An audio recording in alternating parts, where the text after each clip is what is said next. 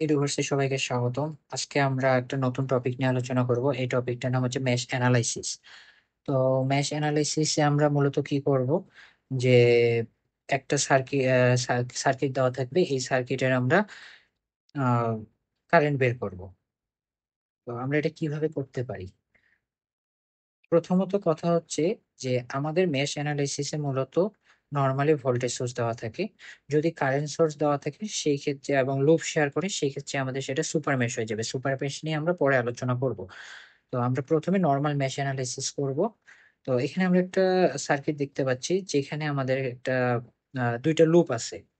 তো আমরা লুপ কোনটাকে বলি? একটা সার্কিটের মধ্যে যতগুলা ঘর থাকবে সেটাকে আমরা ওই প্রত্যেকটা ঘরকে আমরা লুপ বলবো। মেশ অ্যানালিসিস এর ক্ষেত্রে আমাদের একটা জিনিস মনে রাখা দরকার, সেটা হচ্ছে যে আমাদের যতগুলো লুপ থাকবে ততগুলো ইকুয়েশন আসতে হবে। ততগুলো ইকুয়েশন না আসলে আমরা সার্কিটটা সলভ করতে পারবো না।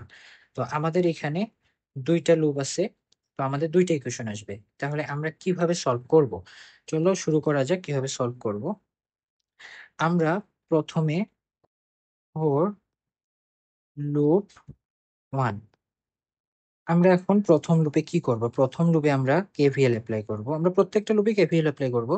তো প্রথমে আমরা কি করব, এখানে ফর লুপ 1 এখানে কেভিএল অ্যাপ্লাই করছি, এখান থেকে একটা ইকুয়েশন পাবো। আমরা লক্ষ্য করি যে আমাদের সার্কিটে যেই লুপটা চালাবো এটা কিভাবে চলতেছে, আমাদের লুপ ডিপেন্ড করে আমরা কিভাবে চালাবো। আমরা সেটাকে ক্লকওয়াইজও নিতে পারি, আবার অ্যান্টি ক্লকওয়াইজও নিতে পারি। তো প্রথম কথা যেটা মনে রাখতে হবে আমাদের, যে আমরা একটা সার্কিটে যতগুলো লুপ থাকুক, যদি ক্লকওয়াইজ নেই প্রত্যেকটা লুপকে ক্লকওয়াইজ যাইতে হবে, যদি অ্যান্টি ক্লকওয়াইজ যাই তাহলে প্রত্যেকটা লুপকে অ্যান্টি ক্লকওয়াইজ যাইতে হবে আমাদের। এটা নিয়ম। তাহলে আমরা 1 নম্বর লুপ, এই লুপে যাই। প্রথমে আমাদের লুপ কি পাচ্ছে? মাইনাস 90। আমাদের ভোল্টেজ সোর্সের মান ডিরেক্ট বসবে। দেন কি পাচ্ছে? +6। কি লুপের মধ্যে আছে? I1। প্লাস কি পাচ্ছে? 10। তার মধ্যে আছে I1। I1 এর মধ্যে আছে। প্লাস কি পাচ্ছে? 4I1 লুপের মধ্যে আছে। দেন আমরা একটা জিনিস লক্ষ্য করতেছি যে এই যে 10 যেটা আছে, 10 ওহম রেজিস্ট্যান্সটা, এটা দুইটা লুপ শেয়ার করতেছে। তো এই দুই লুপ যখন শেয়ার করবে তখন আমরা ওই যে ভ্যালুটা থাকবে ওই ভ্যালুটা মাইনাস করে দিব 10 যেই লুপ শেয়ার করতেছে সেই লুপের নামটার সাথে। তাহলে ইকুয়াল কি হবে? 0। তো আমরা এইটাকে আরেকভাবে করতে পারি, যেটা আমাদের একটু শর্টকাট নিয়ম। সেটা কি? আমরা এটাকে এইভাবে করতে পারি। আমাদের আই লুপের মধ্যে 90টা আমাদের 90 থাকবে। এই লুপের, যে লুপ নিয়ে কাজ করতেছি সেই লুপের মধ্যে যতগুলা আমার রেজিস্ট্যান্স আছে সবগুলোকে যোগ করে দিব। কত আসে তাহলে? 6 4 10, 10 আর 10 কত? 20। তাহলে +20I1, এবং যেই রেজিস্ট্যান্সটা আমার লুপ শেয়ার করতেছে মাইনাস করব সেই রেজিস্ট্যান্সটাকে, এবং যেই লুপটার সাথে শেয়ার করতেছে সেই লুপটা নামটা থাকবে ইকুয়াল 0। আমি যদি এই উপরের ক্যালকুলেশনটাকে ছোট ক্যালকুলেশন করে ফেলি তাহলে দেখি কি আসে। সেমই আসবে, -90। আর এখানে আসবে হচ্ছে 6 10 10 10 20 +20I1 -10I2। ঘুরে ফিরে আমার কিন্তু এটাই আসলো। তো আমাদের এত এক্সট্রা লাইন না লিখে ডিরেক্ট এভাবে করে শেখাটা বেটার, তাহলে আমাদের পরীক্ষাতে সময় বাঁচবে।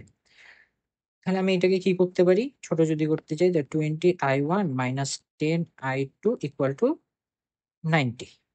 আমার ইকুয়েশন এটা একটা আসলো। এখন আরেকটা লুপে যাব, ফর লুপ 2। এখানেও কেভিএল অ্যাপ্লাই করব। কেভিএল অ্যাপ্লাই করে আমরা কি করব, যে আমরা লুপটা আবার দেখি। এই যে লুপটা আমার যখন ঘুরতেছে প্রথমে কি পাচ্ছে? +40। এখন আমি দেখি এই লুপের মধ্যে আমার টোটাল কতগুলা রেজিস্ট্যান্স আছে। তাহলে হচ্ছে 20 20 আর 10 30, প্লাস আমি কি বলছি, সব যে লুপ নিয়ে কাজ করব ওই লুপের মধ্যে যতগুলা রেজিস্ট্যান্স আছে সবগুলো আমি টোটাল যোগ করে দেবো এবং ওই লুপের নামটা লিখে দিব। এন্ড ওই লুপের সাথে যেই রেজিস্ট্যান্সটা শেয়ার করতেছে অন্য লুপকে সেইটা মাইনাস করে দিব। 10 -I1 = 0। তাহলে আমি এখান থেকে কি পাবো? 30I2 -10I1 = 40।